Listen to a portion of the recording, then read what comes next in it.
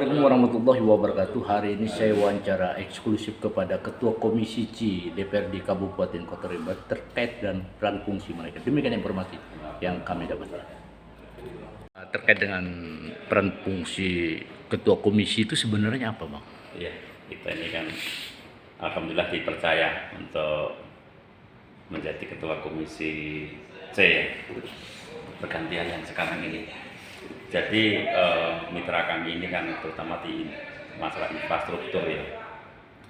Maka harapan besar kami bahwa karena infrastruktur ini menjadi salah satu kunci pokok di dalam perekonomian masyarakat. Maka hal ini harapan besar kami bahwa infrastruktur yang ada di Kobar terutama adalah infrastruktur antar desa. Infrastruktur antar desa, kemudian infrastruktur yang mengarah kepada tempat-tempat produksi perekonomian. Nah, ini penting yang mana hal ini betul-betul kedepannya agar kita pemerintah daerah memikirkan hal itu semaksimal mungkin ya demi tercapainya kesejahteraan masyarakat. Yang pertama, yang kedua terutama berkenaan dengan kondisi sekarang ini ya, berkenaan dengan ketahanan pangan kita. Ketahanan pangan ini kalau kita lihat bahwa di wilayah kita ini kan hampir mayoritas ini kan perkebunan ya, perkebunan. Nah, pertaniannya dalam arti hortikulturanya ini yang kurang.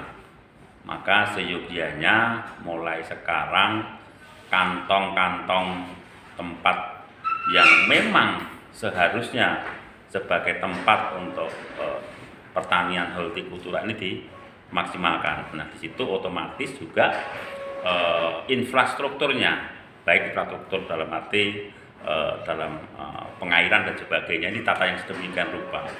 Bahkan kalau perlu segera kita cetakkan tempat-tempat yang memang itu layak untuk ketahanan pangan kita. Contoh, ada satu desa yang di situ ada persawahan yang seyogianya itu menjadi sawah sebagai tanaman padi. Kemudian saat sekarang ini katakanlah kurang maksimal, maka ya kita sebagai pemerintah harus memberikan solusi jalan keluar agar ketahanan pangan kita ke depan ini betul-betul bisa menjamin itu. Karena hampir bahwa terutama untuk kebutuhan pokok kita ya, itu kan hampir mayoritas ini masih kita datangkan.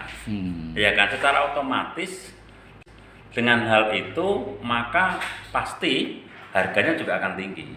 Tapi Bang, sebelum kita melangkah lebih jauh ke arah luar dari sistem ekonomi ya, tapi karena topoksi adalah salah satu penunjang ya, artinya. Nah, untuk melihat presentasi dari kegiatan yang ada di Kobar ini, untuk sarana penunjang itu sudah mencapai target berapa persen, Bang? Apakah ini bisa terpenuhi target atau masih samar-samar, sana belak hilang sana, atau bagaimana? Kalau saya pikir belum mencapai target ya, karena ya buktinya ya fakta di lapangan bahwa banyaknya infrastruktur pertanian, infrastruktur antar desa ini juga belum maksimal. Tapi topoksi mereka apakah di masing-masing SKPD itu juga mereka mempunyai peluang untuk sarana prasarana itu, Bang?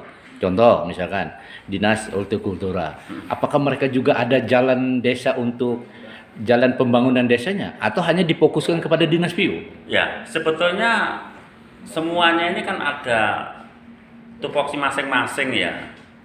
Contoh katakanlah di situ kita akan bangun saluran-saluran perairan sawah, maka di sana kan ada, maksudnya PO di bagian apa kan gitu ya. Tetapi hal ini juga harus saling sinergi kerjasama. Kenapa saya katakan begitu? Maka informasi ya oleh dinas terkait ini harus nyambung ya. Contoh katakanlah dinas pertanian, maka di mana potensi-potensi yang ada ya untuk pengembangan ini harus masuk ke dalam kegiatan itu sendiri. Seperti itu. Kalau pelaksanaannya nanti ya terkait dengan bidang masing-masing. Tapi kalau dengan adanya di sini kan sebagai riset ya, aspirasi masuk. Musrimbang jalan. Betul. Nah, di dinas juga dibahas Ya, di betul, masing-masing SKP. Nah, sekarang yang menjadi prioritas, menjadi tolak ukurnya di mana yang menjadi bisa andalannya nanti, Bang? Kalau sebetulnya kan pertanian dalam arti luas ini juga menduduki ranking teratas prioritas pembangunan di Kobar, ya kan? Itu kan ranking teratas juga. Oleh karenanya, memang ini harus dikeroyok oleh semua dinas yang terkait. Jadi jangan berjalan sendiri-sendiri, harus mengeroyok itu.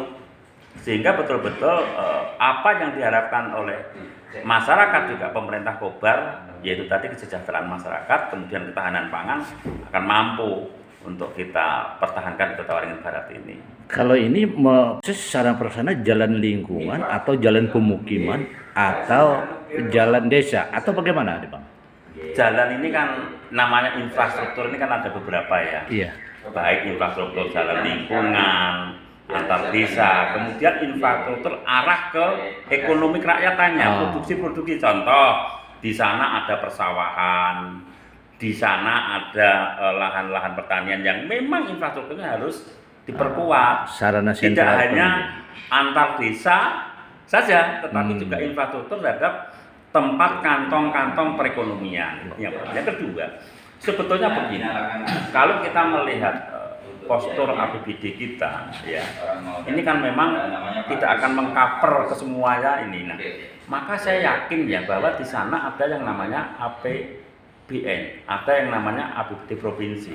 Maka ini sebetulnya ya dinas-dinas terkait ini bagaimana supaya bisa memanfaatkan, memaksimalkan dana-dana yang baik yang ada di provinsi maupun yang ada di pusat agar bisa masuk ke daerah kita. Karena kalau hanya mengandalkan di tempat kita sendiri ya, saya yakin nggak akan mampu dengan sejauh yang kita harapkan itu, kan begitu ya. Kalau dari sudut pandang dari Bapak selaku Ketua Komisi, sekarang ini dengan dana APBN maupun APBD 1, kelihatannya banyak nggak terkucur di Kobar ini? Kalau sebenarnya kalau menurut saya melihat potensinya ini kan banyak. Cuma bagaimana kita caranya mengambil ya agar dana-dana itu masuk ke Kobar. Lah kalau istilahnya baik di tingkat provinsi maupun pusat tidak mengetahui kondisi yang ada di bawah, ya saya yakin. Jadi harus dari bawah ini harus pandai-pandai memberikan informasi-informasi kepada yang baik tingkat provinsi maupun yang ada di pusat. Berarti tergantung dinasnya piawai atau tidak untuk melobi ke arah sana gitu. Sangat ada ketergantungan untuk mendapatkan itu. Oke. Dan saya yakin itu teman-teman yang ada di dinas-dinas juga paham banget berkenaan hal itu. Oke, terima kasih.